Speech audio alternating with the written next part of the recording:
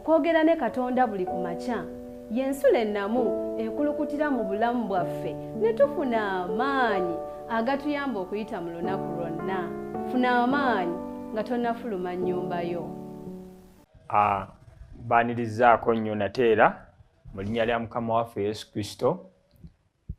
Nateera tumwebaza Mukama kubanga atuwadde obulamu nate nkya lunaku luno olwaleero. Erinnya lye ligulumizibwe lyebazibwe nnyo kubanga atukoze obulungi obutoogerekeka. Wayinza okuba nga waliwo omu ku ffe nga mulwadde naye mmanyi nga Mukama afaayo era ng'ajja kutujjanjaba ng'ekisa kye n'okwagala kwe bwe kuli. Nate olunaku luno nnaku z'omwezi 24 Februari Katonda atuwadde omukisa nateera okubaako bye tugabana enkya lunaku luno olwaleero mu puroguramu ensulo ey'enkya nange Kasujja Emmanuel omuweerezaawo okuva Seventh Day Adventist Church Kanyanya. Mbajjukiza n'okubateekesaako essira okuwagira obuweereza obwa Avento Media. Obuweereza buno obw'okukwata ebifaananyi bino n'okutambuza omulimu ogw'enjiri mu nsi yonna gwetaagira ddala okuwagirwa kwammwe. Sobola okukozesa Airtel Merchant Codes okusindikako ensimbi. Airtel Merchant Code eri 43 97 85 0 yesembayo. MTN eri 83 89 83. Mbajjukiza era n'obateekesaako essira tusobola okugenda mu masimu gaffe abayina Android phones mu Google Play ne tujjayo app yaffe eya Avento Media ne tusobola okufuniraakwo obubaka bwonna bwe twetaaga. Ne tuba nga tusobola okufunirako emmere ey'omwoyo gwaffe ne tusobola okuzimbibwa mu bulamu obw'omwoyo. Eri abo abalina iPhones tusobola okugenda ku Apple Store ne tudownloadinga app yaffe eya Avento Media app. Ne tuba nga tusobola okufuna obubaka buno obw'essuubi era obutuzzaamu amaanyi. Wonna wooli kansabe weewombeeke tusabe olw'ekyokuyiga eky'olunaku luno olwaleero. Katonda omungi ow'ekisa ekingi, tulabye ekisa kyo bw'otukkiriza okubeera abalamu enkya lunaku luno olwaleero. Erinnya ly'ekkulu ligulumizibwe nnyo lyebazibwe nnyo Mukama. Si lwakuba nti nno Mukama ffe tuli bagezi okusinga abalala oba tuli balongoofu okusinga abalala. Naye olw'ekisa kyo n'olw'okwagalako tuwadde omukisa okubeera abalamu, okubaako bye tuyiga olw'okuteekebwateekebwa olw'obwakabaka bwe bugenda okudda omulundi ogwokubiri. Mu kiseera kino nga tugenda okuyiga, jangu obeere naffe, jangu otuluŋŋamye ku bwa Yesu Kristo Mukama waffe nsabe. Amiina. Olunaku lwa leero Februari ennaku z'omwezi 24 ekyokuyiga kyaffe kiriko omutwe omulungi ennyo ate era omunyuvu ddala. Omutwe gw'ekyokuyiga ekyaleero gugamba nti omutima omulongoofu. Omutima omulongoofu. Ekyokuyiga kyaffe tugenda kukisimbula oba kiriko olunyiriro lw'okujjokera oluli mu kitabo kya Zabbuli essula ya 51 olunyiriro lw'e10 n'olw'e12. Zabbuli essula ya 51 olunyiriro lw'e10 n'olw'e12. 10 paka ku 12 Bayibuli egamba bw'eti: ontondemu omutima omulongoofu ayi Katonda, onzizeemu omwoyo omulungi mu nda yange. Olw'e11. Tongoba w'oli so tonzigyako omwoyo gwo omutukuvu. Olw'e12. Onkomezeewo essanyu ery'obulokozi bwo, onyweze n'omwoyo ogw'eddembe. Omuwandiisi awandiika ebigambo bino nga ye Dawudi, era ayogera ebigambo bino ebiraga nti yali asirituse ng'avudde ku ku nkola n'enteekateeka ya Katonda. Omuwandiisi atunnyonnyola n'atugamba nti Dawudi yali ayonoonye nnyo, era mu Zabbuli eno alaga ezimu ku nkovu ekibi kye zireeta kubakkiriza. Mu kitabo kya Samwiri ekyokubiri essuula ye-11 eyo gye tusoma ku ekyo ekyonoono Dawudi kye yakola ekyamuleetera okwogera ebigambo ebifaananako bwe biti. Mu kitabo kya Samwiri essuula eye-11 oba Samwiri ekyokubiri essuula ye-11 gye tulabira ekibi Dawudi kye yakola, ekibi eky'obwenzi, bwe yayagala muka Uliya Omukiiti, era bw'atyo n'abeera naye n'amuzaalamu n'omwana. Teyakoma okwo, bwe yamanya nti nno ekyo kibaddewo n'alyoka aluka olukwe olw'okuteekateeka okutta Uliya Omukiiti eyali bba wa Batisheba gwe yayagala. Era yakola olukwesekwese olw'okutumya Uliya n'abaako engeri endala yonna yonna gy'apalappalanya okulaba nga Uliya agwa mu buzibu obwo, naye bwe bitaasoboka n'asalawo nti n'awandiika ebbaluwa okugiweereza omu ku bakulu b'amagye abaaliyo ku front line bwe baali mu lutalo. N'amutegeeza nti nno ono Uliya muteeke we zitokotera. Uliya Omukiiti addayo n'ebbaluwa, naye ng'ebbaluwa gy'addayo nayo yali yeeragira bamuteeke olutalo olunyiinyiitira, era Uliya ne bamuteeka awali olutalo we lwali lutokotera oba we zivugira. Omusajja oyo ekyamazima obusaale oba bye baali bakozesa ng'ebyokulwanyisa mu kiseera ekyo ne bimukwata ne bimutta. Omusajja ono Dawudi bw'aba ng'ali mu nnyumba ye ng'ali eyo, omuddu wa Katonda nabbi gwe bayita Nathani n'ajja n'amubuulira ebyo byonna byonna by'akoze. Bwe baamubuulira ebyo bye yali akoze, omutima gwe ne gwennyikira, ne gwennyika nnyo nnyo nnyo. Emboozi osobola okuddayo naawe n'ogisoma n'ogyekkaanya eri mu kitabo kya Samwiri ekyokubiri essuula ye-11 okukka wansi. Omutima gwe we gwennyika ne gwennyamira, kyava ayogera ebigambo ebyo nga ekibi akiwulira, alina obuswavu bwakyo, awulira ekibi kimumezze, awulira takyalina n'aboogerero, awulira ali wala nnyo ne Katonda we. Kyava ayogera ebigambo bino: ontondemu omutima omulongoofu, ayi Katonda, onzizeemu omwoyo omulungi mu nda yange. Tongoba w'oli, so tonzigyako omwoyo gwo omutukuvu. Onkomezeewo essanyu ery'obulokozi bwo, onyweze n'omwoyo gwo ogw'eddembe. Kino kiraga nti n'omusajja ono bingi nnyo ebyali bimuvuddeko olw'ebyo bye yakola, olw'obwenzi bwe yakola, ate mu kiseera kye kimu n'ateekateeka n'olukwe olwattabba w'omukyala gwe yakola naye obwenzi. Omuwandiisi ayongera n'agamba nti ekibi kiteekawo omuziziko wakati waffe ne Katonda, era ne kituleetera okufiirwa essanyu erijja olw'okusonyiyibwa n'okutambula awamu ne Katonda. Nti ffenna ekibi kitukola bwe tutyo, naffe tubeera n'ebyo bye tukola ebitali oba ebitatambula nga kigambo kya Katonda bwe kituyigiriza. Abamu tulina emize egitali mirungi oba enneeyisa ze tweyisaamu ezitatambula nga Katonda bw'ayagala, nga Dawudi bwe yakola ekibi eky'obwenzi ate era wamu n'okutta. Tinaffe ekibi kitwawula ne Katonda ne tuwulira nga tetwagala na kumusimberera, era ne tuwulira nga n'essanyu lituweddemu mu mitima gyaffe. Agamba bw'ati: mu bufunze ekibi kituleetera okuba n'emitima egyennyise n'okuzitoowererwa, wadde ng'ebibi byaffe bikosa n'abantu abalala, okwonoona kwaffe kusooka kukosa Katonda yennyini. Tikituufu nti ebikolwa eby'ebibi bye tukola bitukosa n'abo abatwetoolodde oba bikosa abo abatwetoolodde. Okugeza mu ekyo Dawudi kye yakola kyakosa baani? Ukiyuliya Omukiiti yakagenderamu.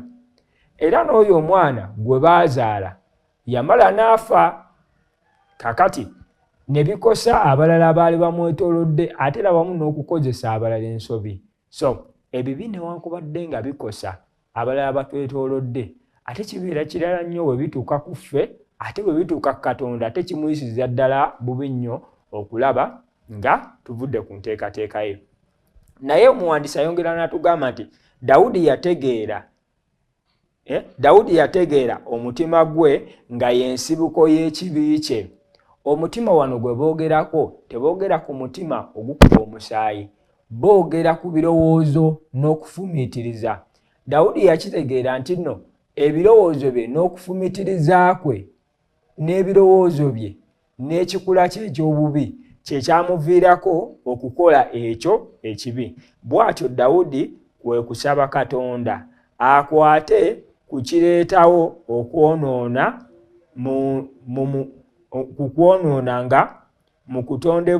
nga kwe kutondebwamu omutima omuggya. Dawudi yategeera Katonda yekka nga ye asobola okukyusa omutima gw'omuntu. Dawudi ekizibu kye yakitegeera. Nze naawe tutegeera ekizibu kyaffe. Tuyinza okuba nga naffe tetutegeera kizibu kyaffe. Naye olwaleero Katonda atuyita okutegeera ensibuko y'ekizibu kyaffe ekyokuba nga tutambulira mu bulamu obw'okwonoona. Nti endowooza yaffe, omutima gwaffe oba ebirowoozo byaffe, ebyo bye bisibukamu ebikolwa ebitali bya butuukirivu. Era naffe bwe tutegeera nti nno ensibuko y'obuzibu bwaffe gwe mutima gwaffe, awo tusobola okukola okusaba okufaanana ng'okwa Dawudi kwasaba nti ye yeetaaga mutima muggya, teyeetaaga guno okugukubaakuba gutereere, wabula ayagala guli baguggyemu, wabula bateekemu Katonda ateekemu omulala ogunaamusobozesa okutambulira wansi w'okwagala kwe, wansi w'amateeka ge era wansi w'ebiragiro bya Katonda. Mu ndagaano empya etuyigiriza nti Omwoyo Omutukuvu abeera mu bakkiriza bonna, era oyo y'ateeka envumbo ku bulokozi bwaffe nga bunywera okutuusa olunaku lumu bwe kulituukirira. Nti mu ndagaano empya nze naawe gye tulimu, bwe tukkiriza Mukama waffe Yesu Kristo ne tumusembeza mu bulamu bwaffe, atuwe ekirabo eky'Omwoyo Omutukuvu. Omwoyo Omutukuvu ono yatuteekako gye bayita envumbo, oba Omwoyo Omutukuvu ono muffe yatuteekesaako gye twandiise nga seal etulikogonizingisa oba etuleetera okumanyisibwa eri abalala n'okumanyisibwa eri Katonda nti twalokolebwa olw'ekisa kya Mukama waffe Yesu Kristo. Era Omwoyo Omutukuvu ono bw'abeera mu bulamu bwaffe akola emirimu egy'enjawulo.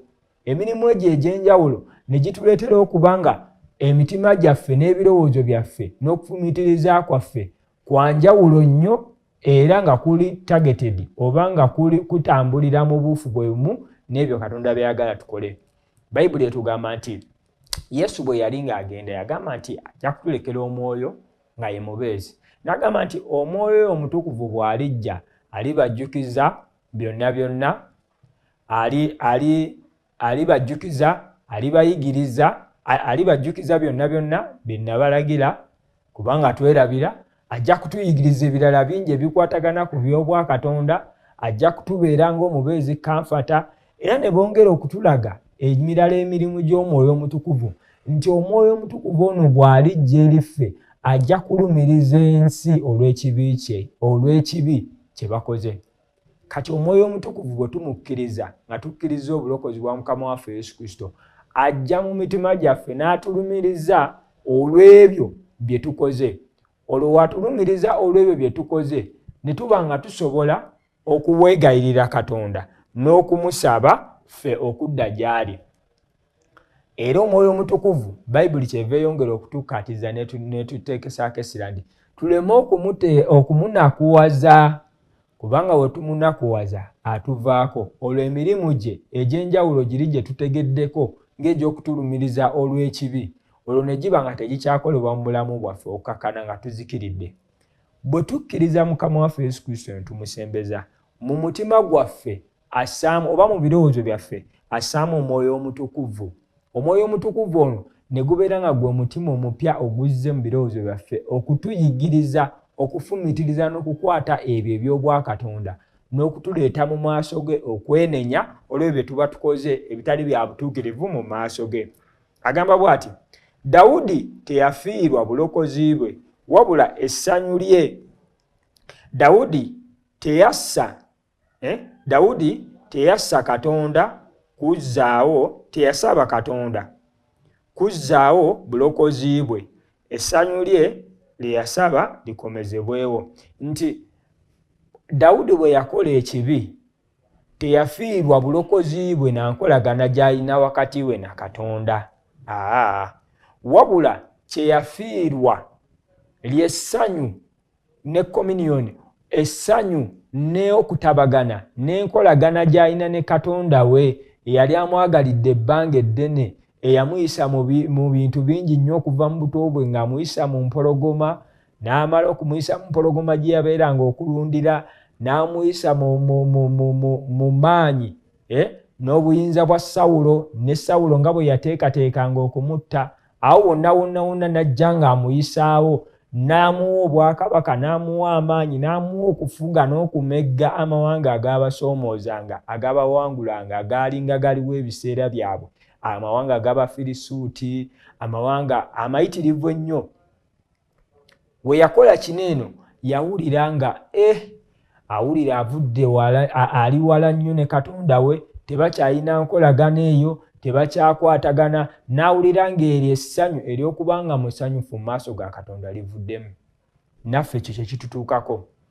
Abakristaayo ab'amazima abatambula n'omwoyo wa Katonda, nabo bwe basinkana oba bwe bakola ebyo ebitali bya butuukirivu mu bulamu bwabwe, bawulira ddala ng'enkolagana yaabwe ne Katonda egenze wala, era ne kibaleetera okuba nga banakuwala ne mu mitima gyabwe nga mubulamu essanyu.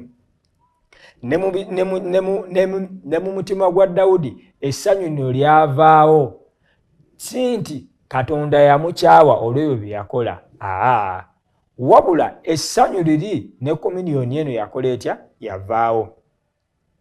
Omuwandiisi ayongera okutulaga nti Kristo yafa okusasulira ekibi kyonna kye twali tukoze oba kye tulikola. Kankiddemu, Kristo yafa okusasulira ekibi kyonna kye twali tukoze oba kye tulikola. Nti Mukama waffe Yesu Kristo bwe yajja ku musaalaba e Gologoosa yafa olw'ebibi bye twali tukoze okuyita mu jjajjaffe Adamu, kati ate n'afirira n'ebyo bye tulikola.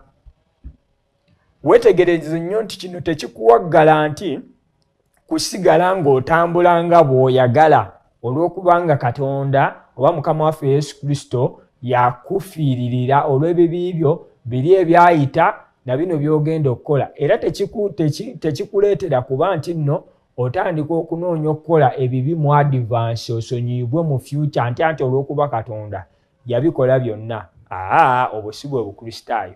Wabula bwe tujja mu Kristo ne tutegeera Mukama waffe Yesu Kristo n'ekyo kye yatukolera ku musaalaba e Gologoosa, kitukakatako okwanikulira enteekateeka eyo nga tutambula nga Mukama waffe Yesu Kristo bw'atukola ki? Bw'atwetaagisa, era nga tuteekesesirako ebyo ebirungi n'okukola ng'Omwoyo w'Omutukuvu gw'atuwadde bw'atuluŋŋamya n'okutambula mu bulamu bwaffe. Era nga bwe tuba tusinkanye ebisoomooza nga twesittadde, nga tukoonye, nga Dawudi we yatomera n'akoona, Omwoyo Omutukuvu w'atuluŋŋamya oba w'atulumiriza olw'ekyo kye tukoze, ne tuba nga tujja mu maaso ga Katonda okumusaba ye asobole okutusonyiwa olw'obutali butuukirivu bwaffe.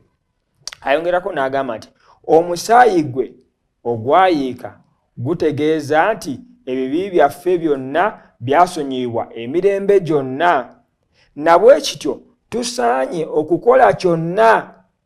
Kankaddemu, na bwe kityo olw'okubanga Mukama waffe Yesu Kristo yatufiirira yakola provision etufiirira byonna olw'ensonga olw'okubanga yakikola tusaanye okukola kyonna ekisoboka okukyewala kubanga ekibi kituleetera okufiirwa essanyu lyaffe. Dawudi kyava asaba ebigambo bino nti nno onkomezeewo essanyu ery'obulokozi bwo onyweze n'omwoyo ogw'eddembe.